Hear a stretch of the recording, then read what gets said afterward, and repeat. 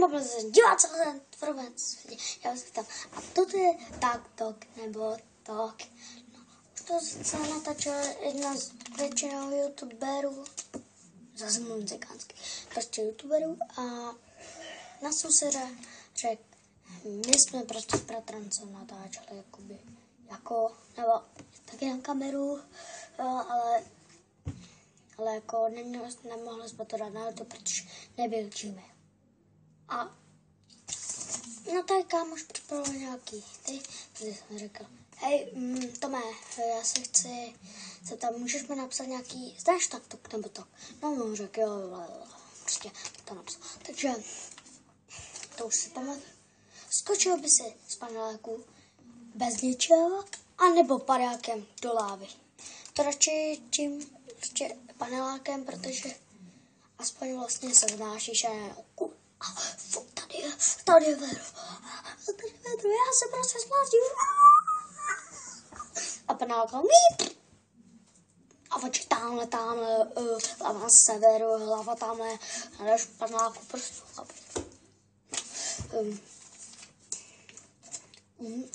Zhebnul si umrznutím nebo upálení? Já jsem minule hlasovala pro upálení. Dírek. Jakože septáček, který prostě létá. Dobrý, tak jsem v klidu, jsem se úhel palit. No to je jedno. A já bych spíš tím umrznutím, protože sice to pomáhá smrt, pan taky, ale zase to trvá.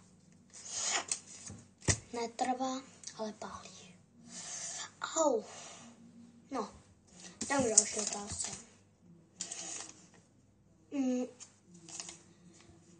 Chtěl by si umřít hlavou v drtičce na pilu, a ne na dřevo, anebo v drvení nohama. Drtičkou navrh. Já hlavou, protože by to strašně prostě bys to ani necet. Nebo jako to štípnutí bys traf, jako by tě bodla včelka. Ty vole. Prostě bodla včelka. Bodla včelka. Jo, prostě bodla včelka. Nastav konec, vykřičník, otazník, proměnná čára. No, spíš tím tou hlavou vlastně. No a mám by to strašně jau. Prostě jau. Ještě byste se tam hrál na PSPčku, tak pojď zmrd. Říkám ti, pojď. Jo, já jsem vyhrál.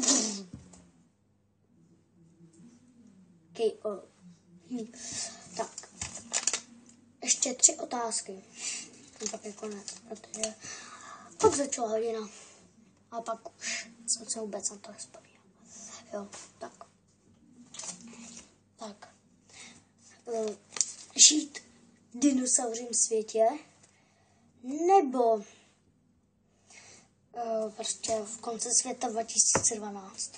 No, já jsem asi hlasoval vlastně pro asi dinosaury, protože konec světa to už by nic nebylo.